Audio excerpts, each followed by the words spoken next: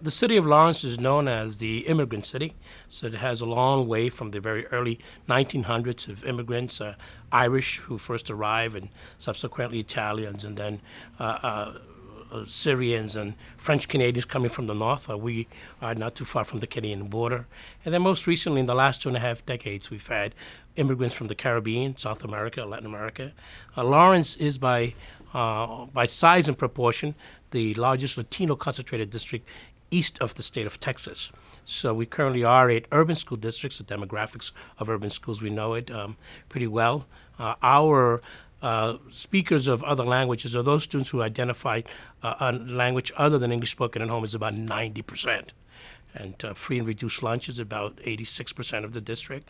And we're an urban district in every sense of the word.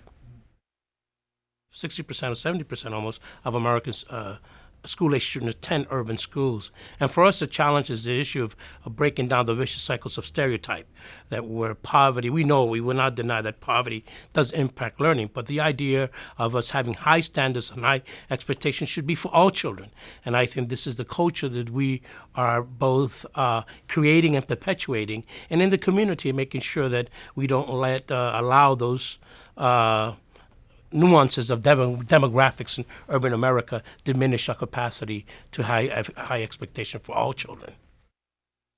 We have been, over the course of the past 8 years that I've been serving as superintendent of schools, creating a culture of high expectations, making sure that we have the ethos, the culture that really says that we expect every child to meet proficiency and advance in schoolwork. We also, our strategic goal is to create a college-going culture for all students.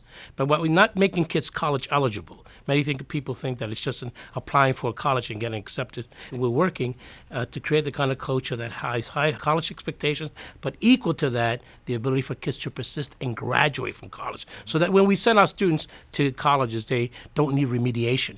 And those are one or two of the strategic goals. And of course, our goal, like always, is to reduce the achievement gap that exists between kids of color and their white peers in this country, and we work hard at that every single day. We know that almost a third of, at least 30% of America's kids in high school do not graduate across the board in this country, but it is compounded when you look at children of color, particularly African American, Latino kids and others, particularly those two groups. We have a 50% graduation rate. We have been working on that very diligently in Lawrence. This whole conversation about 4-year cohorts now under No Child Left Behind continues to challenge us. But the way we've calculated, at least in the state of Massachusetts, graduation rates before No Child Left Behind was on a year-to-year comparison, we didn't do too bad. Our dropout rate 7 years ago was almost 22%. We got it down to single digits to 9. But as we look at the 4-year cohorts, we're equally as alarmed and concerned, because we know that, unfortunately, many of our kids of color and in urban schools are not faring out very well.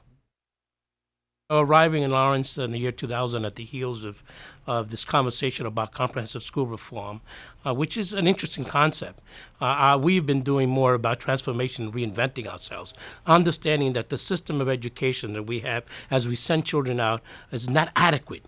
So we don't want to improve obsolete models. We want to reinvent ourselves. And we've been working on these issues of reinventing ourselves, our instructional practices every day, how we build capacity in the system, how do we build the leadership in the system to really create a new model of education, because we know that the old paradigms are not working. We need to make that shift. And it's been challenging for us, but we believe that we're on our way. We don't claim to be where we want to be, but we're sure not where we used to be. And that's what we're doing here every day, every single day, as we work on making schools a place where children are really succeeding, and that school becomes a value added in the life of children. Kids go to school throughout this country every day. The question is it value added for them? The last 10 years, as you know, there's been an arduous conversation, whether it's Bill and Melinda Gates Foundation giving money for the whole issue of secondary school transformation, whether it's a small learning community grants at the federal level. And what we're learning is that, and I want to be clear about one thing, smaller is not better because it's smaller. smaller is only better because what you put in it. And we have taken a comprehensive high school that was once a very large 3,000 member comprehensive high school and converted it on a 45-acre campus into 6 individual small high schools around core curriculum and themes. But these are not career academies. These are schools that will get kids ready for college or the next level. And what we know about college skills is the same thing that employers are looking for in entry-level skills: the ability to apply, the ability to be critical thinkers, the ability to work in groups, be team members of groups, the ability to be able to dissect and information and make those applications. So we believe that we have a model of 6 thematic high schools on a campus, standalone with their own leadership. And what we've done is learn from other places as we do these conversion stories and take best practices. And we believe that we are on our way to creating a wonderful place of learning where kids see themselves in the future. And, many people come and see it and they stand in awe of what we've been able to do. In a small town northeast of Boston, people know that there is a precious golden nugget that is being created for the sake of making schools and making life better for children every single day. One of the real challenges for us in this industry of education is that for so many years we've worked in silos. We don't connect systems to really get to the place where we need to be. So one of the fundamental things for us has been a core curriculum, a curriculum that we agree upon, all of us together.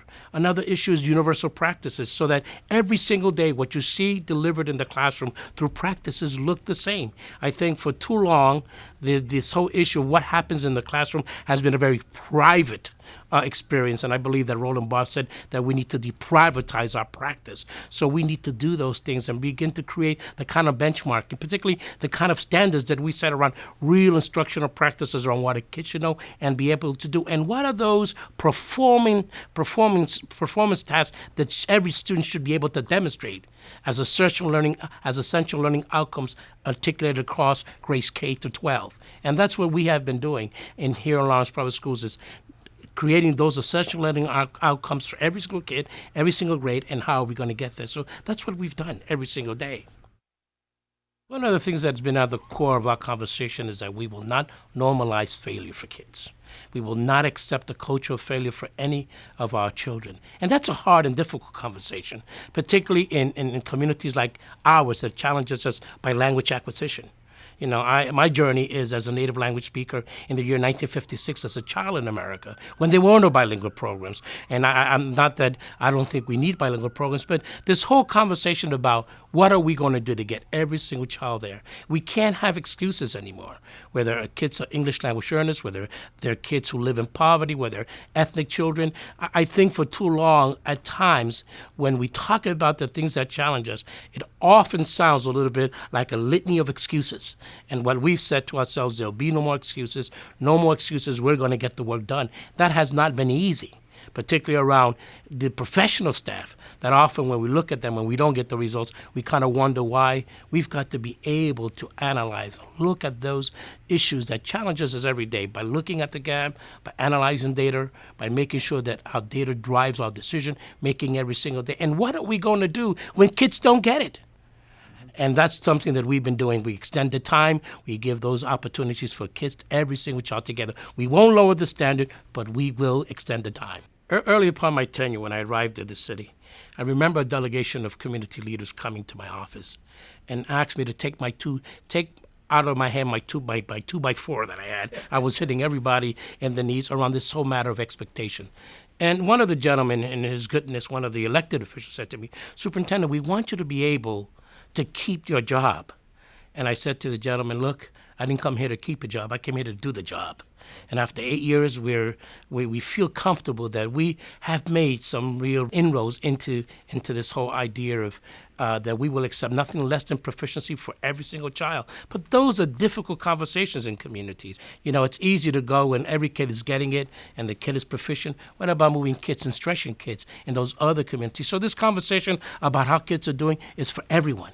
And of course, you're going to get a pushback. You're going to get the excuses. We accept no excuses because we believe that if we set high expectations and we say to the kid, I used to hear this mantra, all kids will learn. And I used to tell people, operationalize that for me. They'll say, well, superintendent, all kids will learn.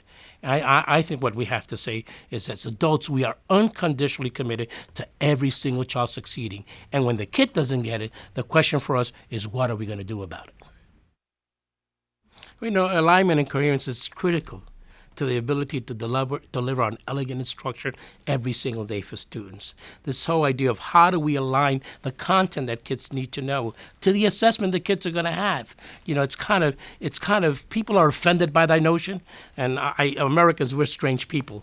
Across the world, people say, "Tell me the curriculum, we'll make the alignments if you let us know how the kids are going to be assessed." It happens in every part of the world, except in America. We're offended by that. And we believe that alignments need to be made, coherency in our practice every single day, and articulated curriculum, that we know those essential learning benchmarks, grade by grade, across the curriculum is critical, because it's unfair to send kids into an assessment all of a sudden empty of content. And I think we've done that for too often. Then we wonder why kids don't get it. It's an amazing thing.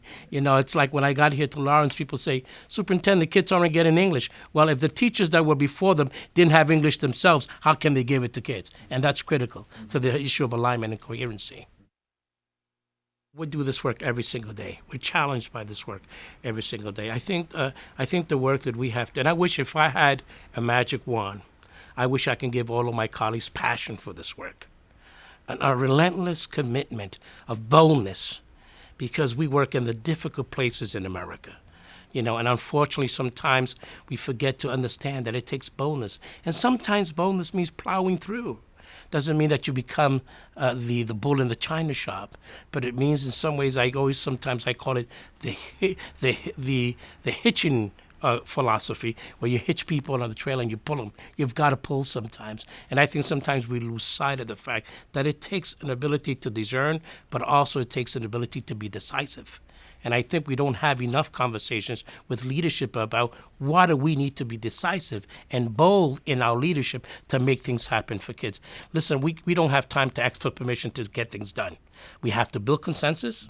We have to have the conversations that may be difficult and easy at times, but we have to get this work done. And I think not enough attention is paid to this matter of boldness and leadership, and to be able to make the hard decisions sometimes. I wish I could be liked by everyone. I've learned that leadership is not about that at all. And I wish I could be liked, and the more I'm liked, the better I feel. But equal to that, sometimes you have to stand alone. And one of the things about leadership is aloneness. Sometimes you stand by yourself, and leaders have to be taught at times, and I wish that we can get that right, that sometimes a leader has to stand by himself, because that's the time that you have to have the courage to go on. I have felt very alone at times in my own work, but I understand the goal. I understand what drives me. I understand the mission, the noble calling, and I think that's important to this work.